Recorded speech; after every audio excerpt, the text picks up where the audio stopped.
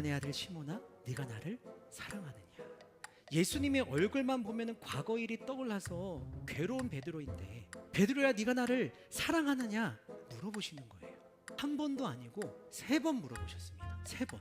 지금 예수님께서 베드로를 돌려가게 하시는 걸까요? 야, 네가 나 지난번에 3번 부인했지? 나도 너한테 3번 물어본다. 지금 복수하시는 걸까요? 예수님께서는 왜 이렇게까지 집요하게 네가 나를 사랑하느냐 물어보셨을까요?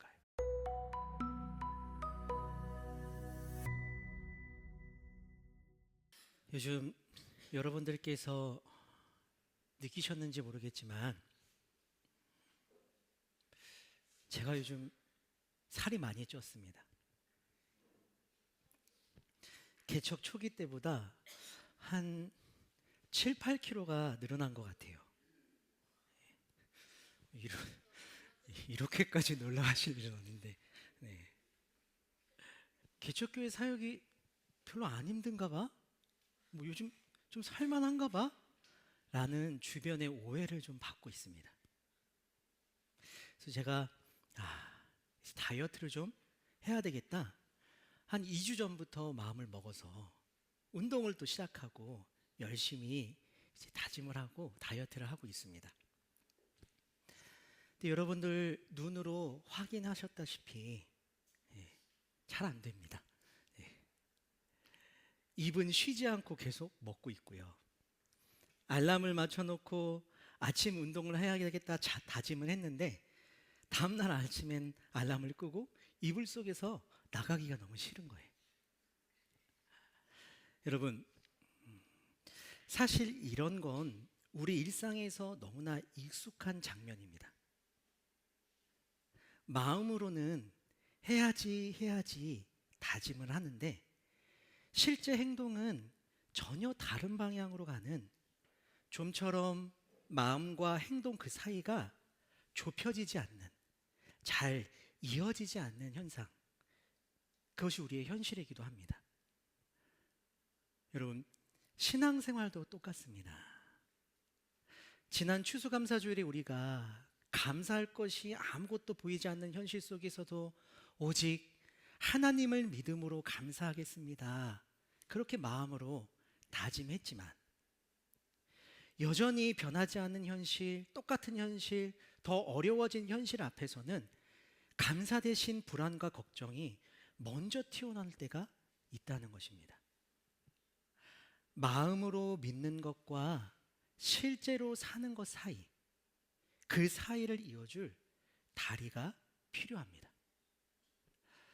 이런 고민은 예수님의 제자들에게도 있었습니다.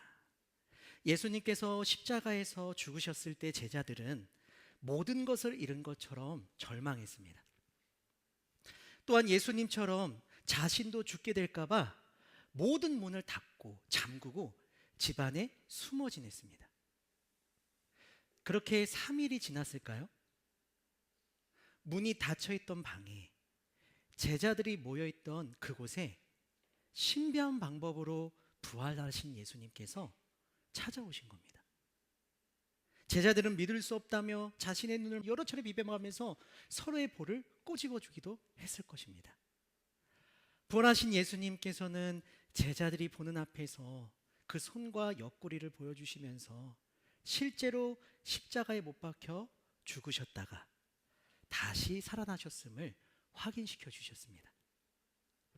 그 순간 제자들은 그동안 잊고 있었던 것, 들었지만 믿지 못했던 예수님의 부활, 그 약속과 말씀이 확실히 믿어지기 시작했던 것입니다. 그 이후 제자들의 삶에는 어떤 변화가 있었을까요? 예수님의 부활을 믿게 된 제자들은 이후에 어떠한 삶을 살아갔을까요? 요한복음 21장 3절 말씀 다 같이 한번 읽어보겠습니다. 자, 시작. 시몬 베드로가 다른 제자들에게 나는 물고기 잡으러 간다라고 말했습니다. 다른 제자들이 우리도 너와 함께 가겠다라고 말했습니다. 그래서 그들은 밖으로 나가서 배에 올라탔습니다. 그러나 그날 밤에는 한 마리도 잡지 못했습니다. 부활하신 예수님을 만났지만 제자들은 다시 예수님을 만나기 전으로 과거의 삶으로 물고기를 잡으러 돌아갔던 것입니다. 여전히 제자들은 믿음과 삶 그 사이가 이어지지 않고 있는 모습입니다. 예수님의 제자들도, 그리고 오늘을 살아가고 있는 성도들도 믿음과 삶 그 사이에 다리가 필요한 것이죠. 그렇다면 우리가 믿고 있는 것을 삶으로 살아가기 위해서 그 사이에 무엇이 필요한 것일까요? 그 사이에 무엇이 있을 때 우리가 마음으로 다짐하고 우리가 믿고 있는 그 사실을 삶으로 살아가고 삶에서 누릴 수 있을까요? 여러분, 요한복음 21장을 보면은 부활하신 예수님께서 물고기를 잡고 있는 제자들, 여전히 믿음과 삶 그 사이가 이어지지 않는 제자들에게 다시 찾아오셨습니다. 그리고 오늘 우리가 읽은 말씀에는 예수님께서 제자들 중에서 베드로와 대화를 나누는 내용이 기록이 되어 있습니다. 여러분, 베드로가 누구인가요? 모든 것을 다 버리고 예수님을 따랐던 제자입니다. 특별히 예수님과 함께 물 위를 걸었던, 놀라운 체험을 했던, 그만큼 예수님 제자들 중에 제일 으뜸이 가는 제자라고 할 수 있습니다. 하지만 지금 베드로는 어떤 모습입니까? 예수님을 부인하고 저주하고 도망친 겁쟁이에 불과합니다. 부활하신 예수님을 만난 제자이지만 제자들 중에 가장 먼저 나는 물고기 잡으러 가겠다 라고 말한 제자이기도 합니다. 여전히 자신에 대한 실망과 후회, 실패와 불안, 두려움에 사로잡혀 있었던 것입니다. 다시 말해서 다른 어떤 제자들보다 믿음과 삶 그 사이가 단절되어 있는 제자였던 겁니다. 그런데 그런 베드로에게 다시 찾아오신 예수님께서 베드로에게 이렇게 물어보십니다. 요한의 아들 시몬아, 네가 나를 사랑하느냐? 여러분, 베드로의 심정이 지금 어떨까요? 예수님의 얼굴만 보면 과거 일이 떠올라서 괴로운 베드로인데, 베드로야 네가 나를 사랑하느냐? 라고 예수님께서 지금 물어보시는 거예요. 한 번도 아니고 3번 물어보셨습니다. 3번. 지금 예수님께서 베드로를 돌려가게 하시는 걸까요? 야, 네가 나 지난번에 3번 부인했지? 나도 너한테 3번 물어본다. 지금 복수하시는 걸까요? 요한의 아들 시몬아, 네가 나를 사랑하느냐? 예수님께서 3번째 물으셨을 때 성경에서는 베드로가 거의 울상이 되었다고 기록하고 있습니다. 베드로가 이렇게 괴로워하고 힘들어하는데 예수님께서는 왜 이렇게까지 집요하게 네가 나를 사랑하느냐? 물어보셨을까요? 예수님께서는 베드로의 고백이 듣고 싶으셨던 겁니다. 예수님을 부인하고 저주하고 도망갔던 과거의 일들이 여전히 너무도 부끄럽고 괴로워 베드로 스스로 생각하기에도 감히 꺼낼 수 없었던 주님을 향한 그 진심의 마음. 예, 주님, 제가 주님을 사랑하는 것을 주님께서 아십니다. 예수님께서는 베드로가 스스로 고백하기를 기다리셨던 겁니다. 여러분, 다양한 심리학 연구를 보면요, 고백이 가져오는 효과가 있다고 합니다. 이 자리에 아이들도 있으니까 너무 학문적으로 설명하면 지루할 수 있을 것 같아서 그 내용을 좀 쉽게 이해할 수 있도록 썸을 타고 있는 남자와 여자의 관계로 예를 한번 들어볼게요. 여러분, 누군가와 썸을 탈 때 대부분의 사람들은 그 마음의 감정이 희미한 상태랍니다. 내가 쟤를 진짜 좋아하는 걸까? 그냥 호기심 아닐까? 사랑하나? 마치 흐릿한 안개 속처럼 그 감정 마음이 정리가 안 돼 있는 상태라고 합니다. 그런데 둘 중에 누군가가 고백을 하면 달라집니다. 고백. 입으로 표현하는 과정에서 흐릿한 감정과 마음이 구체적인 언어로 재구성되는 그 과정을 통해 자신의 마음과 감정이 정리정돈된다는 거예요. 이것을 심리학에서는 인지적 재구조화라고 합니다. 그리고 고백은 두 사람의 관계가 더 깊어지는 계기가 된다고 합니다.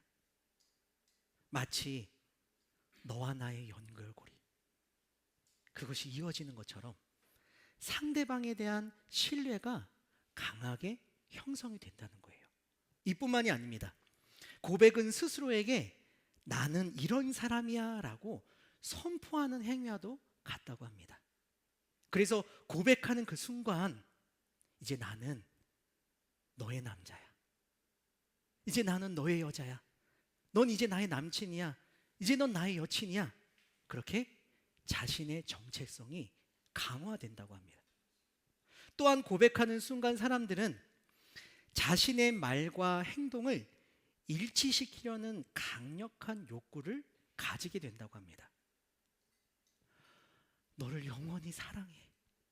내가 널 영원히 지켜줄게. 죄송해요. 제가 사랑을 글로 배워가지고 좀 표현이 어색할 수도 있어요. 네. 근데 그렇게 고백을 하잖아요.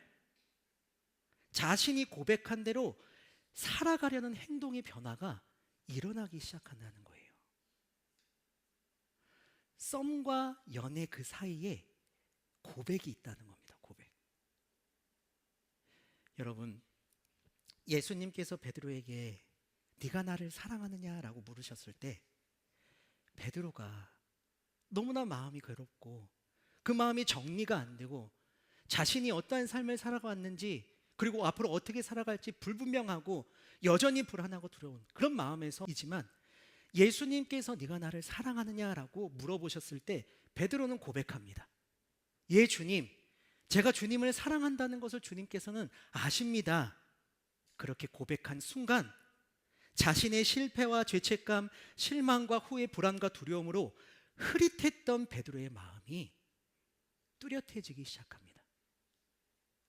예, 주님, 제가 주님을 사랑한다는 것을 주님께서 아십니다. 베드로가 다시 고백하는 그 순간 세상의 그 어떤 것도 끊을 수 없는 예수님과 베드로 사이의 사랑의 연결고리가 더욱 단단해지기 시작합니다. 주님, 주님께서는 모든 것을 아십니다. 제가 주님을 사랑하는 것도 주님께서는 알고 계십니다. 베드로가 세 번째 다시 고백을 하는 그 순간 예, 주님 맞습니다. 제가 주님을 사랑하는 제자입니다라는 분명한 제자로서의 정체성이 확고해지고 주님을 사랑하는 것을 가장 가치 있는 것으로 여기는 삶을 살아가기 시작하는 것입니다. 결국 예수님께서는 베드로의 고백을 통하여서 베드로의 믿음과 삶 그 사이를 이어주셨던 것입니다. 여러분, 우리가 신앙생활을 하다 보면은 삶을 살다 보면은 고민이 될 때가 있습니다. 특히 신앙생활을 하면서 회의감이 들 때도 있습니다. 정말 하나님이 나를 사랑하시는가? 희미하게 느껴질 때도 있을 것입니다. 때로는 나의 어떠함 때문에 내가 어떻게 살아왔기 때문에 지금 내가 어떻게 살고 있고 앞으로도 어떻게 될지 모르는 그 상황 때문에 그 자신의 모습 때문에 하나님과의 관계가 멀게 느껴지기도 할 것입니다. 그래서 어떤 분들은 주일에 아침에 교회를 나오는 것이 조금 주저함이 생기기도 하고 오늘은 그냥 예배 가지 말지 쉬지 뭐가 달라질 게 있겠어. 그렇게 희미한 마음을 가지고 집에 머물거나 아니면 어쩔 수 없이 교회를 나오시는 그런 분들도 있으실 것 같습니다. 여전히 삶의 불안과 두려움이 자리 잡고 있을 때도 있고, 예수님을 믿고 난 뒤에도 변화되지 않는 자신의 삶 때문에 하루하루 후회하며 괴로워하는 그런 삶을 살고 계실지도 모르겠습니다. 그렇게 나의 믿음과 나의 마음이 삶과 이어지지 않는 그 사이에 베드로처럼 고백해 보시기 바랍니다. 주님을 향한 나의 진심, 그 마음을 고백해 보시기 바랍니다. 내가 믿고 의지하는 하나님의 약속을 다시금 마음 가운데 새기며 그 믿음을 고백해 보시기 바랍니다. 하나님을 향한 나의 신앙을 고백해 보시기 바랍니다. 정말 주님과 같은 분이 나에게는 없습니다. 그렇게 한번 고백해 보시기 바랍니다. 그 고백을 기다리셨던 주님께서 우리에게 다시금 흔들림이 없는 믿음과 거룩히 살아갈 수 있는 힘을 주실 것입니다. 과거에 예수님의 제자들도 그랬고요. 초대교회의 성도들도 그렇고요. 교회의 역사 속에서 수많은 그리스도인들이 자신의 삶의 현장에서 믿음과 삶 그 사이에 동일하게 고백했던 내용이 있습니다. 그것이 무엇입니까? 사도신경입니다. 자신의 마음이 정리가 되지 않을 때, 삶의 현장에서 믿음으로 살지 못하고 있을 때, 하루하루 사는 게 너무나 두렵고 힘들 때마다 그들은 믿음과 삶 그 사이에서 사도신경을 고백했다고 합니다. 그리고 그 믿음의 고백, 그 신앙의 고백을 들으신 주님께서는 그 순간 그 인생길을 인도해 주셨습니다. 그래서 앞으로 헤아림 교회는 사도들이 전한 그 신앙 고백문, 사도신경의 내용을 함께 나누고자 합니다. 그 진실한 고백이 우리의 삶에 어떠한 변화를 줄지 기대하는 마음으로 우리의 삶 속에서 고백하고 또 고백할 수 있는 저와 여러분이 되시기를 주님의 이름으로 축복합니다.